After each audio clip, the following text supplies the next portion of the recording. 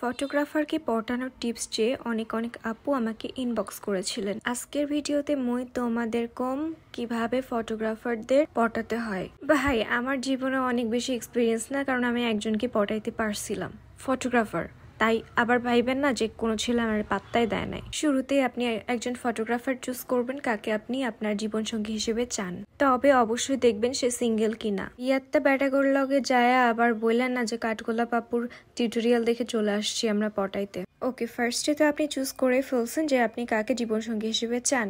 তারপরে তাকে মেসেঞ্জারে নক করবেন যে ভাইয়া আমি ছবি তুলতে চাই। এরপরে আপনি ডেট ফিক্সড করে ছবি তুলবেন, তাকে পেমেন্ট দিবেন। ফার্স্টে বলতেছি ছ্যাচটামি করা যাবে না, ফার্স্টে পেমেন্ট দেওয়া লাগবে, প্রয়োজনে বেশি টাকা দিবেন।